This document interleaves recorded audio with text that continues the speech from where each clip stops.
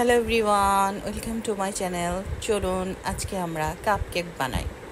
Hand weeks দিয়ে খুব সহজে ঘরে কাপ কেক তৈরি করে ফেলতে পারবেন।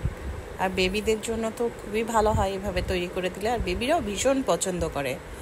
তো কাপ কেক তৈরির জন্য আমি 3টে মিডিয়াম সাইজের ডিম নিয়ে নিয়েছি। আপনারা চাইলে 2টা ডিম দিয়েও করতে পারবেন। তো ডিমের সাইজ বুঝে নিলেই হবে।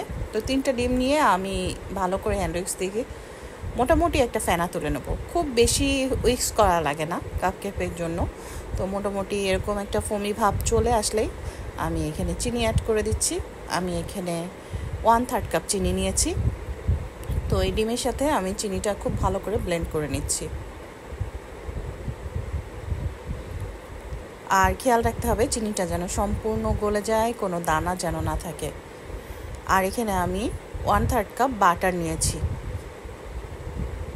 এখানে বাটার ব্যবহার করলে কেকের স্মেলটা ভালো আসে এবং কেকটা অসম্ভব মজার হয়।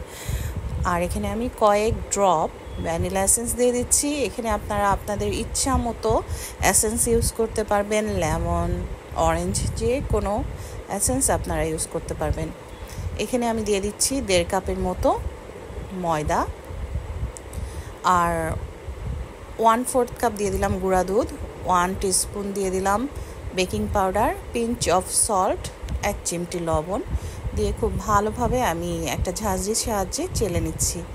কেক বানানোর জন্য অবশ্যই আটাটা বা ময়দাটা চেলে নিতে হবে, এতে করে কেক খুব স্পঞ্জি হবে এবং খুব ভালো হবে। এখন আমি সব কিছু ডিমের মিক্সচারটার সাথে মিশিয়ে নিচ্ছি। হালকা হাতে ঘুরিয়ে ঘুরিয়ে সুন্দর করে মিশিয়ে নিতে হবে। তো আমি প্রথমে 1 কাপ ময়দা দিয়েছিলাম, পরে 1/2 কাপ দিয়ে দিলাম।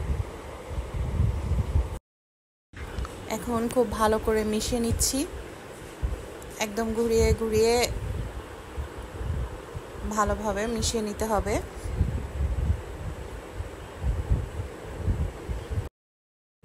তো আমার কাপ কেকের যে ব্যাটারটা সেটা তৈরি হয়ে গেছে। এখন আমি একটা মোল্ডের ভিতরে নিয়ে নেব, মোল্ডে দিয়ে সুন্দর করে বেক করে নেব।